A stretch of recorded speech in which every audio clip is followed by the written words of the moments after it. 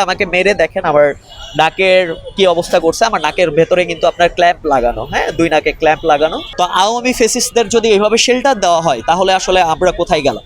আমি জিজ্ঞাসা করলাম প্রথমে তাদের কাছে যে তার নামে কি বৈষম্য বিরোধী মামলা আছে, তো ওরা বললো ভাই 4-5টা মামলা আছে। তো আমরা বললাম তাহলে তাকে পুলিশ এখনো কেন গ্রেপ্তার করতেছে না।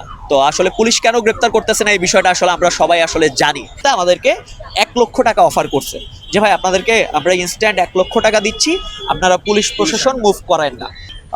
বুধবার সকালে আমি একটা পোস্ট করি আমার ফেসবুক থেকে, সেটা হলো আওয়ামী লীগের বিরুদ্ধে একটা পোস্ট করি এবং এই পোস্টটা মুহূর্তেই আসলে ভাইরাল হয়ে যায়। এবং ভাইরাল হয়ে যাওয়ার পর যে ব্যাপারটা সেটা হলো আওয়ামী ফ্যাসিস্টবাদী যত প্রকার মানুষজন আছে এখানে এসে কমেন্ট বক্সটা চেক করলেই দেখবেন যে অকথ্য কুকথ্য ভাষায় আমাকে থ্রেড দিতে থাকে। শুধু আমাকে না, আমার ফ্যামিলির বিভিন্ন মেম্বারের ছবি নিয়ে অকথ্য কুকথ্য ভাষায় তারা থ্রেড দিতে থাকে। তো ওই দিন বিকালে আপনার এহসান এবং হলো তাসকিন, এরা দুইজন আমার এখানে আসে এবং এসে বলে যে ভাই এরকম ড্যামরার এদিকে আওয়ামী লীগের একজন দোসর সারুলিয়া উপজেলার আওয়ামী লীগের সভাপতি আজিজ প্রধান, মনু মিয়া যিনি এমপি ছিল তার খুবই ক্লোজ লোক, সে এলাকায় ঢুকতেছে, দুপুরের পর এলাকায় ঢুকছে, কিছু ছাত্রলীগের টোকাই পোলাপান ভাড়া করতেছে আপনাকে মারার জন্য। তো আমরা বললাম যে আমি জিজ্ঞাসা করলাম প্রথমে তাদের কাছে যে তার নামে কি বৈষম্য বিরোধী মামলা আছে, তো ওরা বললো ভাই 4-5টা মামলা আছে। তো আমরা বললাম তাহলে তাকে পুলিশ এখনো কেন গ্রেপ্তার করতেছে না। তো আসলে পুলিশ কেন গ্রেপ্তার করতেছে না এই বিষয়টা আসলে আমরা সবাই আসলে জানি মোটামুটি ভাবে, যে পুলিশ থেকে শুরু করে স্থানীয় যারা বিএনপির আসলে সিন্ডিকেট আছে, অসাধু কিছু সিন্ডিকেট আছে, হ্যাঁ, তারাই কিন্তু এদেরকে শেল্টার দিচ্ছে। তো পরবর্তীতে আমরা বললাম যে ঠিক আছে, আমাদের কয়েকটা ছেলে পেলে নিয়ে, বেশি না 4-5 জন ছেলে পেলে নিয়ে আমরা যাব, আমরা তাকে জায়গায় আটকিয়ে আমরা প্রশাসনকে নক দিব, প্রশাসন এসে তাকে তুলে নিয়ে যাবে। তো এই কথায় আমরা সন্ধ্যার পর তার বাসার ওইদিকে যাই, সন্ধ্যার পরে, এবং তার বাসার ওইখানে, তার বাসার আশেপাশে সিসিটিভি ফুটেজ আছে, প্রচুর সিসিটিভি আছে। আপনারা চাইলে সেই সিসিটিভি গুলো আপনারা চেক করতে পারেন। তার নিজ বাসায় সিসিটিভি আছে। সেটা হলো আমরা গিয়ে সুন্দর মতো তার ছেলেকে পাই, তাকে পাই না। তো তার ছেলে স্বীকার করে যে তার বাবা আসছিল, কিন্তু সে আবার কিছুক্ষণ আগেই চলে গেছে। তার মানে আসলে খবরটা লিক হয়ে গেছে যে আমরা আসলে তাকে ধরতে আসতেছি বা করতে আসতেছি, এর জন্য সে পালিয়ে গেছে। তো পরবর্তীতে তার ছেলেকে আমরা জিজ্ঞাসা করি যে আসলে আপনার বাবা কি এখানে আসছিল, যে আপনি আসলে জানেন কিনা আপনার বাবা কোথায় থাকে। তো তার ছেলে বলল দেখেন আমার বাবার সাথে আমার কোনো সম্পর্ক নাই, সে শুধু আসে যায় এতটুকুই, কারণ আমি রাজনীতি জিনিসটা পছন্দ করি না। তো তার ছেলের পরবর্তীতে আমাদের একটা ছবি আসলো তার ছেলের, সেই ছবিটা হলো মনু মিয়ার সাথে সরাসরি তার ছেলে ফুল বিনিময় করতেছে। হ্যাঁ, আওয়ামী লীগের 5 আসনের যে আসলে এমপি ছিল, অবৈধ এমপি ছিল মনু মিয়া। তো পরবর্তীতে এই ব্যাপারে তাকে জিজ্ঞাসা করার ক্ষেত্রে সে আসলে আত্মহত্যা করে। পরবর্তীতে আমি ড্যামরা থানায় ওসি মাহমুদ ভাই যিনি আছে তাকে ফোন দিই যে ভাই ইমিডিয়েট একটা ফোর্স পাঠান, যেহেতু আমরা আসলে কাউকে জোরাজুরি করতে পারি না বা কাউকেই করতে পারি না তার সত্যটা বের করার জন্য বা সত্যতা যাচাইয়ের জন্য, তো একটা ফোর্স পাঠান এই ব্যাপার।